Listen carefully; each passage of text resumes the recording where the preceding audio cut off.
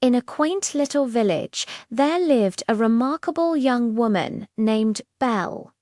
Now, Belle wasn't like everyone else. While others bustled about their daily chores, Belle's nose was always in a book, her mind wandering to faraway lands and grand adventures. She had hair as dark as a moonless night, eyes that held the depth of the ocean, and a spirit as free and untamed as a wild bird. Belle lived with her dear father, Maurice, a wonderfully eccentric inventor. Their little cottage was a wonderland of worry gadgets and peculiar gizmos. Belle adored listening to her father's tales of invention and was always his most eager assistant. The villagers, however, found Belle a bit odd. They'd whisper about her love for books and her dreams of a world beyond their small town. But Belle, with her kind heart and strong spirit, paid them no mind. She knew there was more to life than what everyone else saw. One crisp autumn day, Maurice packed up his latest invention, a marvelous wood-chopping machine, and set off for a fair in a neighboring village. He kissed Belle goodbye, promising to return soon. But as night fell, the path grew dark and treacherous. A storm began to brew, and poor Maurice found himself lost in the shadows of a deep, spooky forest. The wind howled like a mournful wolf, and the ancient trees seemed to bend and whisper chilling secrets. Shivering and lost, Maurice stumbled upon a colossal, imposing castle. Its towers pierced the stormy sky, and an eerie silence hung in the air. Seeking shelter, he cautiously pushed open the heavy gates and stepped inside. The castle was grand, but covered in dust and cobwebs, as if frozen in time.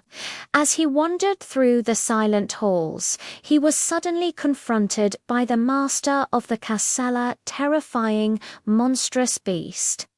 This beast was no ordinary creature. He was once a handsome prince, but his selfish and unkind heart had led an enchantress to place a powerful curse upon him and his entire castle. To break the spell, he had to learn to love another and earn their love in return before the last petal fell from an enchanted rose. Furious that Maurice had trespassed, the beast roared and locked the terrified inventor away in a cold, dark dungeon. Back in the village, Maurice's loyal horse, Felipe, sensed the danger. He galloped all the way back to the cottage, his eyes wide with panic.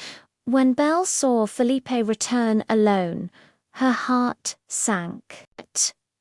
Without a moment's hesitation, she leaped onto Felipe's back, urging him to take her to her father. Felipe led her through the menacing forest, right to the gates of the gloomy castle. Belle was frightened, but her love for her father was stronger than any fear. She found him shivering in the dungeon cell. Her heart broke at the sight. Just then, the beast appeared from the shadows. Belle, seeing no other way, made a brave and selfless offer. "Let my father go," she pleaded. "I will take his place. I will be your prisoner." The beast, surprised by her courage, agreed to the exchange. He released Maurice, who was heartbroken to leave his daughter behind. And so Belle's life in the enchanted castle began. At first, she was terrified of the beast, with his booming voice and fearsome appearance. But she soon discovered that the castle held a magical secret. The household objects were alive. A charming candelabra named Lumiere, a grumpy but kind-hearted clock named Cogsworth, and a sweet, motherly teapot named Mrs. Potts all welcomed her. They treated her not as a prisoner, but as a guest. One of Belle's greatest discoveries was the castle's magnificent library.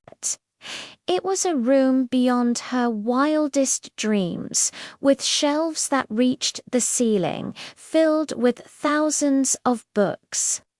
The Beast, seeing her joy, told her the library was all hers.